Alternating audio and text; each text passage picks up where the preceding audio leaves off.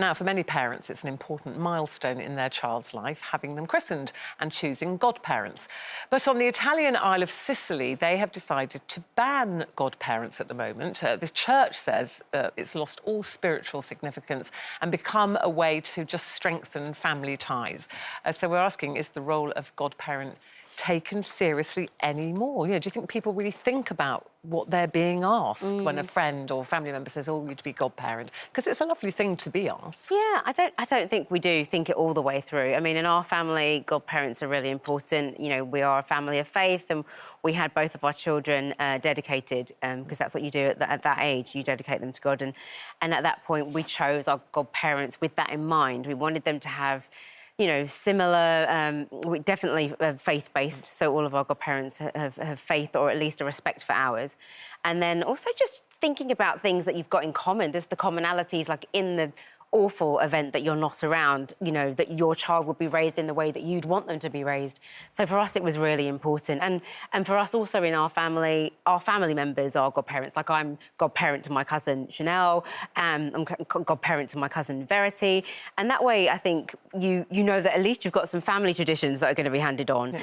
And also I think godparents are really important because they are a supportive co-parent almost to the parent. Because for me, even just recently, when my goddaughter had got herself into a bit of a scrape, you know, it was like, you're going to go down to your godmother for the week. And, you know, so it's that kind of supportive thing as well. What do you think, Jane? Yeah, I mean, my daughters don't have godparents just because I didn't have them christened, because I'm not particularly religious. But I am a godparent, and it's not something I look at from a religious point of view, but it is from a guidance point of view, actually.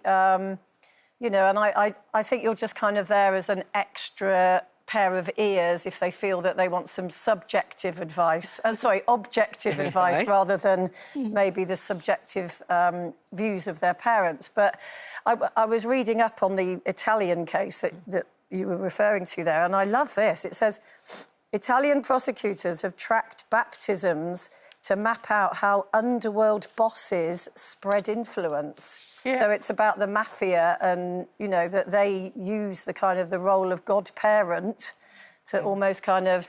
I think you need to be a godfather. Like you said, it depends why someone's asked you. My best friend Sam and I, our children are all a year apart, so we're godmothers to each other's.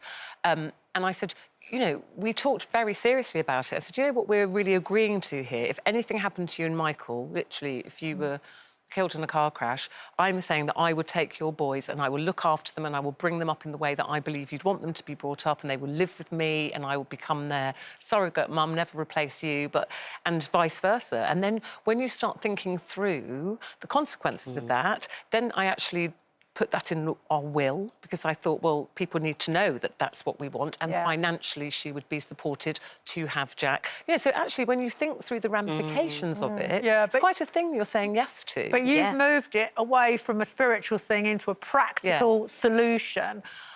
I had a godmother. I mean, I was baptised and I had a godmother. And thank goodness I did have a godmother, because it wasn't about a religious connection. She introduced me to a cultural way of life. She took me to so many things as a teenager, and she really shaped my teenage years and, you know, introduced me to so many exciting things like theatre and ballet and all of that. But my job as a godparent has been basically to be Lil the Till. So, you know, you are the person they come to at a certain point, and certainly my sister did it regularly. You know, the minute my nephew started college, he needed a camera, then he needed a computer, then finally I wrote his thesis. You know, greater love, you don't have greater love than that. But my other two godchildren, one, I definitely took his side against his parents, and I see that as a very important job for a godparent, to be pro the child or pro the teenager. And in this case, he was studying at university politics, and he suddenly said, it's not for me, and got a job in a bar in Soho, and they went mental. Have you ever... Sorry. No, I just want to finish by saying he's now a successful Hollywood agent, so I think, so you were right. Have you ever said no? Yes.